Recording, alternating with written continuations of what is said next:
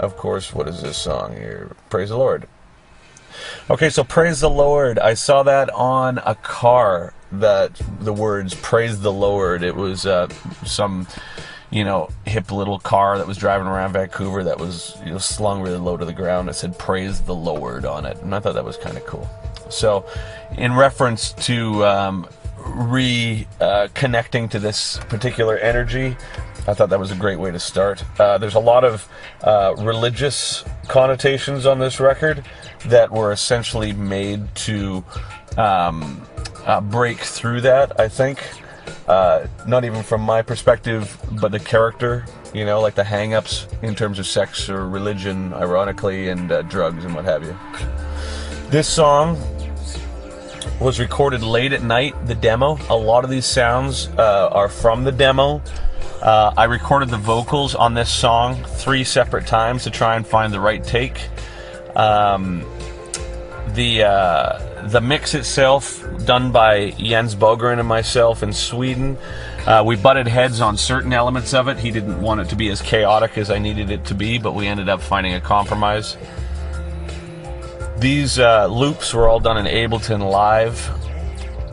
The guitars, a lot of the ambience in the back is from a Pod X3 that I had a long delay set on, tapped to the tempo, and I just found loops and then cut it to the grid.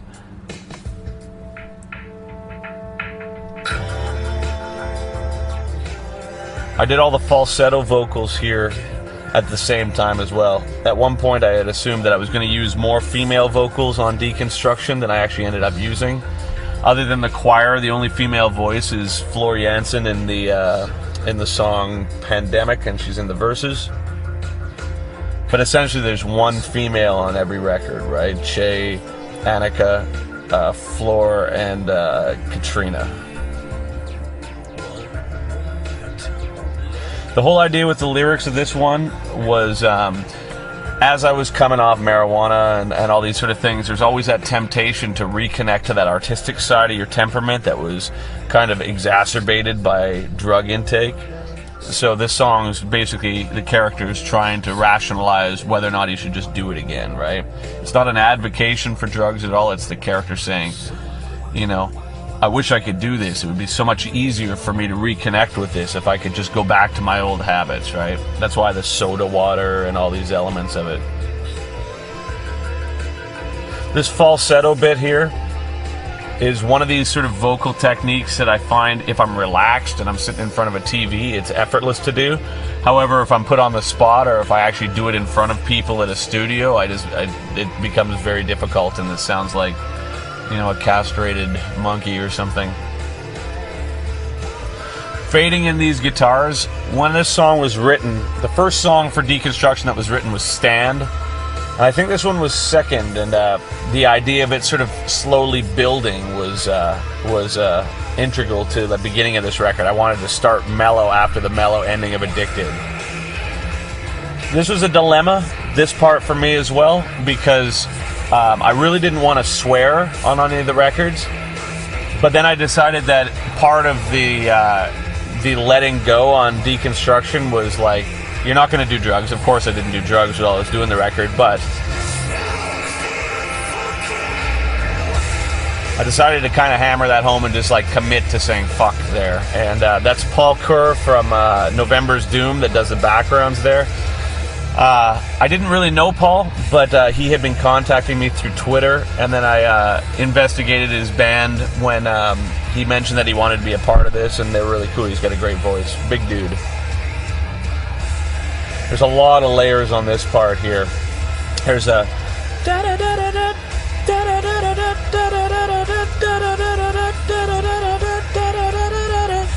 there's one, and there. No, I want to know. I need to know. I know. So there's that. Drink the wine. So this is supposed to be where the character just like lets it go in an artistic sense to see what's going to happen.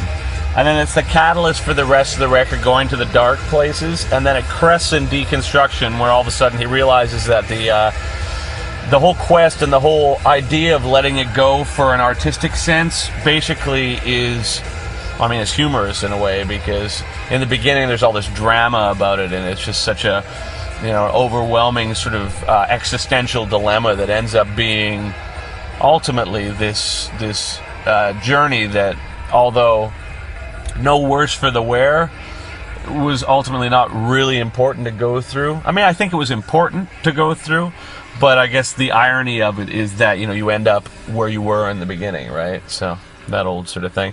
I was reading Paradise Lost, Milton, and like the Dante's Inferno a lot while I was doing this, and there's a bunch of quotes lyrically that are from that.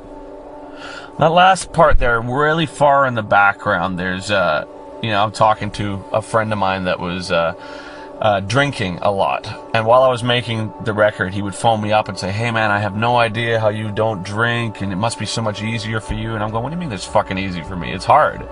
You know what I mean? Like, you're just being a puss, you know? If you want to stop, you can stop. You obviously don't want to stop. And so a lot of praise the Lord, and a lot of this record in general is directed towards several friends of mine that while I was kind of becoming sober, there was this whole like, "Oh man, you're doing so good," and all this stuff, and I can't do that, and all this stuff. And I'm going, no, it's not that you can't, it's just that you don't want to, right? So